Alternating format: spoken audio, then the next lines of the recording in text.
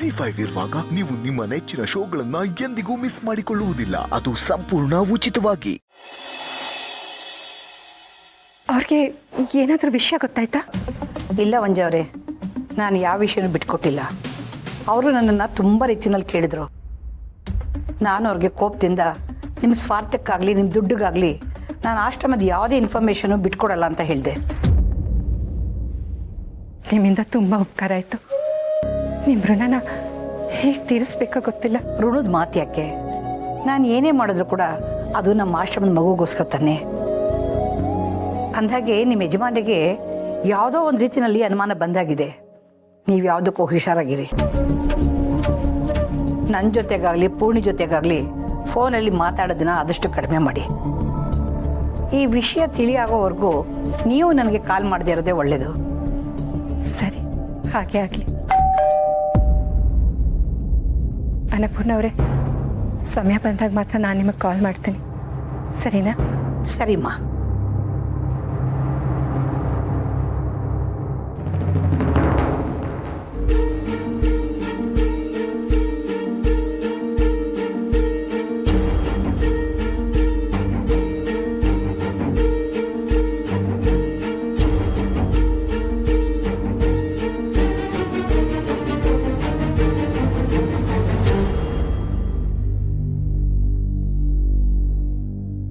ವನಜಾದೇವಿ ಅವರೇ,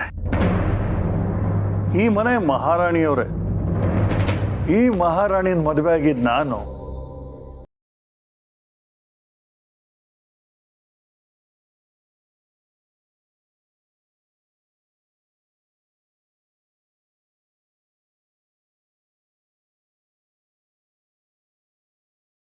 ವಿಷಯ ಏನು ಅಂತ ನಿಂಗೆ ಗೊತ್ತಾದ್ರೆ ನೀನು ತುಂಬಾ ಖುಷಿ ಆಗ್ತೀಯ.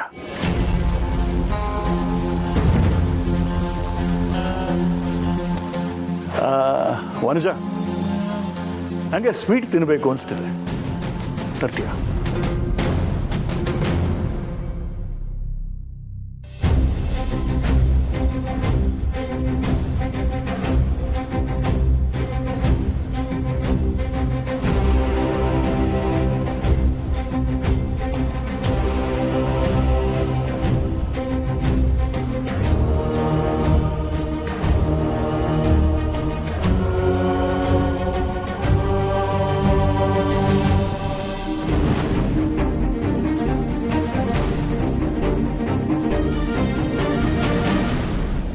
ಸ್ವೀಟ್ ತಿನ್ಬೇಕಾಗಿರೋದು ನೀನು.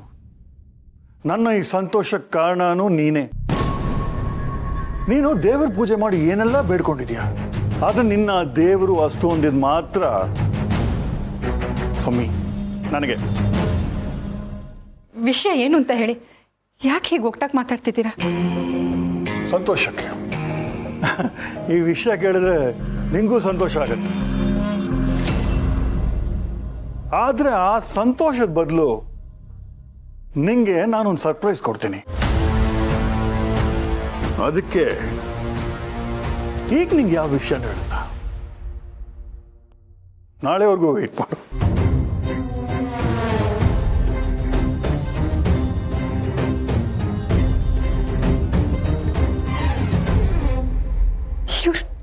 ಇವ್ರು ಏನು ಮಾತಾಡ್ತಿದ್ದಾರೆ? ಯಾವ ವಿಷಯದ ಬಗ್ಗೆ ಮಾತಾಡ್ತಿದ್ದಾರೆ? ಪೂರ್ಣಿ ವಿಷಯ ಏನಾದರೂ ಇವ್ರಿಗೆ ಗೊತ್ತಾಗೋಯ್ತಾ? ಅನ್ನಪೂರ್ಣ ಅಮ್ಮನವರು ಏನು ಹೇಳೋದಿಲ್ಲ ಅಂತ ಹೇಳಿದ್ರು. ಅವ್ರು ಹೇಳಿಲ್ಲ ಅಂದ್ರು ಇವ್ರಿಗೆ ಹೇಗೆ ಗೊತ್ತಾಗೋದಕ್ಕೆ ಸಾಧ್ಯ? ಇವ್ರ ತಲೆಯಲ್ಲಿ ಏನು ಓಡ್ತಿದೆ ಅಂತಾನೆ ಅರ್ಥ ಆಗ್ತಿಲ್ಲ. ದೇವ್ರೆ, ಪೂರ್ಣಿನ ಇವರಿಂದ ನೀನೇ ಕಾಪಾಡಬೇಕು, ನೀನೇ ಕಾಪಾಡಬೇಕು.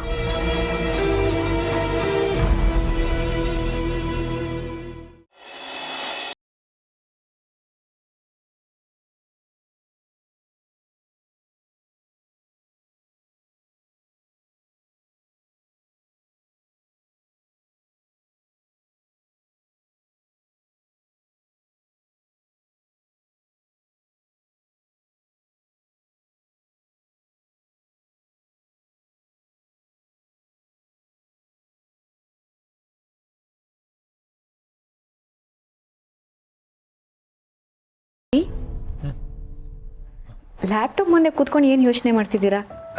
ಏನಿಲ್ಲ, ಕೆಲಸದ ಬಗ್ಗೆ ಯೋಚನೆ ಮಾಡ್ತಿದ್ದೆ. ಬಾ ಕೂತ್ಕೋ.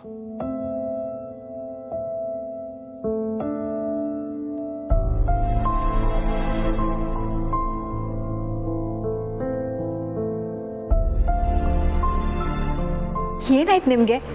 ಯಾವತ್ತೂ ನನ್ನ ನೋಡೇ ಇಲ್ಲ ಅನ್ನೋ ಹಾಗೆ ನೋಡ್ತಿದ್ದೀರಾ? ಮನ್ಸಲ್ಲಿ ಅಷ್ಟೆಲ್ಲ ನೋವಿದ್ರು ಮುಖದಲ್ಲಿ ಯಾವಾಗಲೂ ನಗು ತುಂಬಿಕೊಂಡಿರ್ತೀಯಲ್ಲ ಪುಣ್ಯ, ಅದು ಹೇಗೆ ಸಾಧ್ಯ? ರೀ, ನಿಮ್ಮನ್ನೇ ಕೇಳ್ತಿರೋದು. ನೀವು ಹೀಗೆ ನೋಡ್ತಿದ್ರೆ ನನಗೆ ದೃಷ್ಟಿ ಆಗತ್ತೆ ಅಷ್ಟೆ.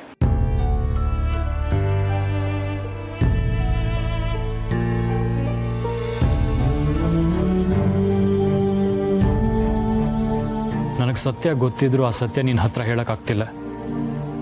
ನಿನ್ನ ಬದುಕಲ್ಲಿರೋ ದೊಡ್ಡ ಆಸೆ ಅಂದರೆ ಅದು ನಿನ್ನ ತಂದೆ ತಾಯಿ ನೋಡಬೇಕು ಅನ್ನೋದು. ಆದರೆ ನಿನ್ನ ಗಂಡನಾಗಿ ನನ್ನ ಆಸೆ ಈಡೇರ್ಸೋಕ್ಕಾಗ್ತಿಲ್ಲ. ನನ್ನ ಕ್ಷಮಿಸ್ಬಿಡು ಪುಣ್ಯ. ನನಗೆಲ್ಲ ಕೇಳಿಸ್ತಿದೆ.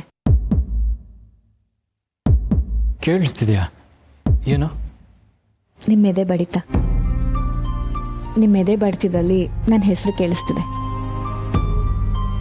ನೀವು ನನ್ನ ಬಗ್ಗೆ ತಾನೇ ಯೋಚನೆ ಮಾಡ್ತಿದ್ರಿ? ನಿನ್ನ ಬಗ್ಗೆ ಅಲ್ಲದೆ ಇನ್ನು ಯಾರ ಬಗ್ಗೆ ಯೋಚನೆ ಮಾಡೋಕ್ಕಾಗತ್ತೆ ಪುಣ್ಯ? ನಿನ್ನ ಮಾತು ನಿಜ, ನನ್ನ ಎದೆ ಬಡಿತದಲ್ಲಿ ನಿನ್ನ ಹೆಸರೇ ಇರೋದು. ಆದರೂ ಸಾಹೇಬ್ರಿಗೆ ಇವತ್ತೇನೋ ಆಗಿದೆ. ತುಂಬ ಫೀಲಲ್ಲಿದ್ದೀರಾ, ತುಂಬ ಎಮೋಷ್ನಲ್ ಆಗಿದ್ದೀರಾ. ಪುಣ್ಯ, ನಿನಗೊಂದು ಮಾತು ಕೇಳಬೇಕು ಅನಿಸ್ತಿದೆ, ಕೇಳಲ್ಲ? ಕೇಳ್ರಿ, ಏನದು? ಮನ್ಸಲ್ಲಿ ಏನೇ ಇದ್ರೂ ಈ ನಿನ್ನ ಮುದ್ದಾದ ಮುಖದಲ್ಲಿ ಯಾವಾಗಲೂ ನಗು ಇರುತ್ತಲ್ಲ, ಅದು ಹೇಗೆ ಸಾಧ್ಯ? ಅದು ಹೆಣ್ಣು ಮಕ್ಕಳಿಗೆ ದೇವ್ರು ಕೊಟ್ಟಿರೋ ವರ. ಹೆಣ್ಮಕ್ಳು ಮನೆಯಲ್ಲಿ ನಗ್ನಗ್ತಾ ಇದ್ರೆ ಆ ಮನೆ ಸಂತೋಷವಾಗಿರುತ್ತಂತೆ. ಅದಕ್ಕೆ ಹೆಣ್ಣು ಮನಸ್ಸಿಗಿಂತ ಮನೆ ಸಂತೋಷನೇ ಮುಖ್ಯ ಅಂತ ಅನ್ಕೋತಾಳೆ. ಮನೆ ಸಂತೋಷಕ್ಕೋಸ್ಕರ ಆ ಮನಸ್ಸಲ್ಲಿರೋ ನೋವನ್ನ ಮರಿತಾಳೆ. ಆದರೆ ನಾನು ಅಷ್ಟು ದೊಡ್ಡ ವ್ಯಕ್ತಿ ಅಲ್ಲ. ಅಷ್ಟಕ್ಕೂ ನನ್ನ ಮನಸ್ಸಲ್ಲಿ ಯಾವ ನೋವು ಇಲ್ವಲ್ಲ. ಅಕ್ಕರೆ ತೋರಿಸೋ ಸಕ್ಕರೆ ಹಚ್ಚಿನಂತ ಗಂಡ ಇರುವಾಗ ನನ್ಗೆ ಯಾವ ನೋವಿರುತ್ತೆ ಹೇಳಿ? ಸಕ್ಕರೆ ಹಚ್ಚು ಅಂತ ಬರೀ ಬಾಯಿ ಮಾತಾಡಿ ಹೇಳೋದಲ್ಲ, ನಿನಗೆ ಸಕ್ಕರೆ ಹಚ್ಚು ಎಷ್ಟು ಇಷ್ಟ ಅನ್ನೋದನ್ನು ಮುದ್ದು ಮಾಡಿ ತೋರಿಸ್ಬೇಕು. ಹೋ, ಹೌದಾ? ಏಕೆ ಈ ಹೆಂಡತಿಯಿಂದ ಯಜಮಾನ್ರಿಗೆ ಪ್ರೀತಿ ಕಮ್ಮಿ ಆಗ್ತಿದೆ ಅನಿಸ್ತಿದ್ಯಾ? ಅದೆಲ್ಲ ಗೊತ್ತಿಲ್ಲ. ನಾನು ಆಫೀಸ್ಗೆ ಹೋಗುವಾಗ, ಆಫೀಸಿಂದ ಬಂದಾಗ ನನ್ನ ಹಗ್ ಮಾಡಿ ಮುತ್ತಿಡ್ತಿದ್ಲು ನನ್ನ ಹೆಂಡತಿ. ಹೀಗದೆಲ್ಲ ಮರ್ತ್ಬಿಟ್ಟಿದ್ದಾಳೆ, ನನ್ನಿಂದ ದೂರನೇ ಇರ್ತಾಳೆ. ಇದಾ ವಿಷಯ? ಹಾಗೆಲ್ಲ ಏನೂ ಇಲ್ಲ. ಅಮ್ಮ ಈ ಪರಿಸ್ಥಿತಿಯಲ್ಲಿ ಇದ್ದಾರಲ್ವಾ, ಸ್ವಲ್ಪ ಅವ್ರ ಕಡೆ ಗಮನ ಕೊಡ್ತಿದ್ದೀನಿ ಅಷ್ಟೆ. ಹಾಗಂತ ನಿಮ್ಮನ್ನು ಮರಿತೀನಾ?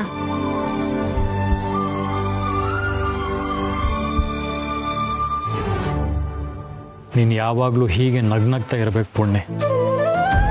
ಆದಷ್ಟು ಬೇಗ ನಿನ್ನ ತಂದೆ ತಾಯಿ ವಿಷಯ ನಿನಗೆ ತಿಳಿಯೋ ಹಾಗಾಗಬೇಕು. ಎಲ್ಲ ಒಳ್ಳೇದಾಗಲಿ.